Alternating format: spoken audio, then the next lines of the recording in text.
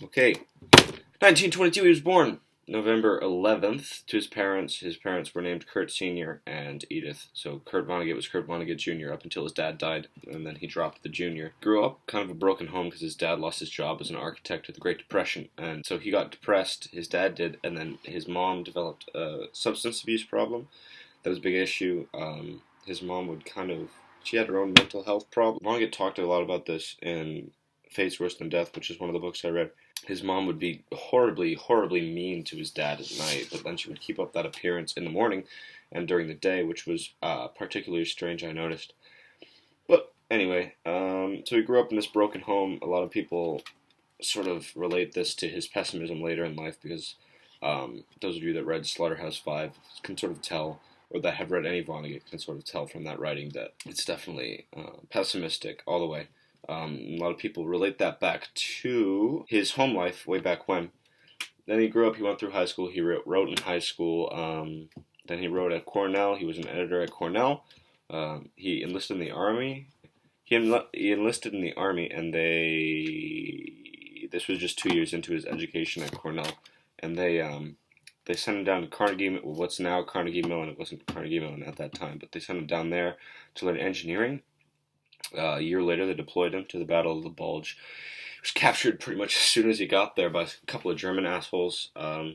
They brought him to Dresden. He was in an underground meat locker, which was also a slaughterhouse, hence Slaughterhouse-Five.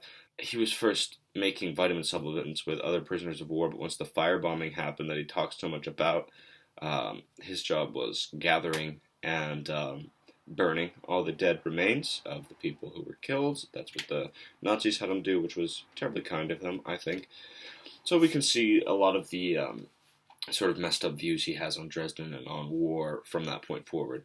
He came home, he married his high school girlfriend, Jane Cox. They had 3 kids, and that all went well. He had a couple of jobs doing stuff he wasn't really that into, and he was writing a little bit on the side. His sister actually died from cancer 2 days following her husband's death in a freak train accident, and they had 3 children, all of which Vonnegut took in along with his 3 children with Jane. Doubling up his family overnight sort of was a reality check to Vonnegut. He needed a lot more income a lot quicker, so he got into writing for real at that time.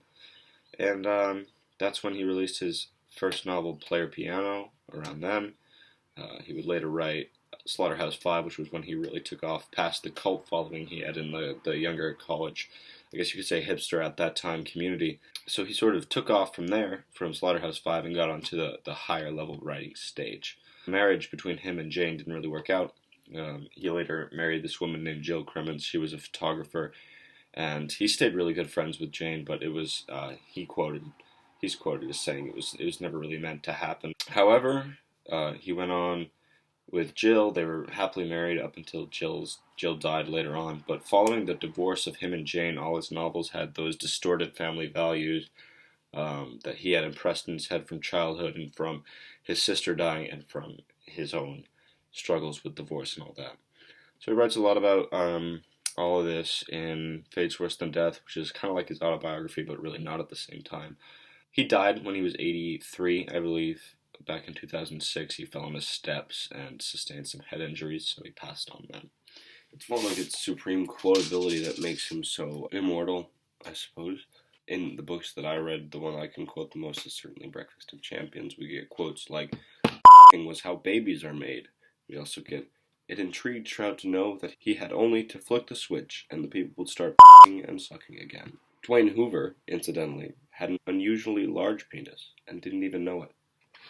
He had a penis 800 miles long and 210 miles in diameter. Practically all of it was in the 4th dimension.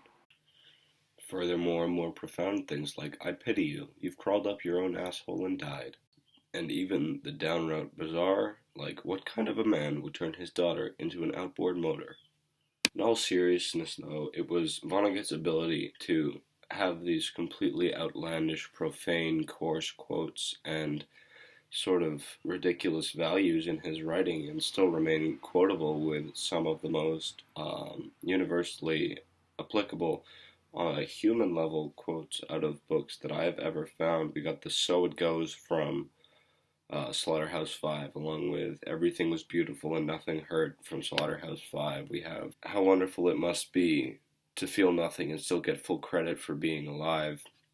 That sort of profane but still applicable literature was what made Vonnegut so outstanding to me. This is across all of his books. I read Cat's Cradle and Fate's Worse Than Death as well, and you can see this all across. I mean, there's one part, Fate's Worse Than Death, where he mentions that he says the word mother once in Slaughterhouse-Five, and that now children were running around trying to have intercourse with their mothers. I mean, it was this satirical sort of look on the world that he just rose against the conforms of that sort of formal writing and stretched to a public audience in the way that he did. And when I say he's quotable, I mean it's unconditional. I'm just scrolling through his Goodreads quotes page here. I mean, we've got from A Man Without a Country, which was the last thing he ever published and a bestseller. It's a collection of his essays.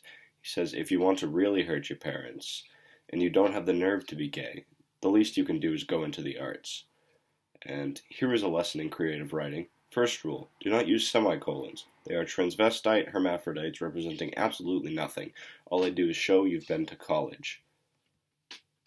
Great literature is Tom Sawyer and War and Peace, which I've never read, but it's like Shakespeare and all that. And then you got Vonnegut over here saying the last thing I ever wanted was to be alive when the three most powerful people on the whole planet would be named Bush, Dick, and Colin. So that's Kurt Vonnegut.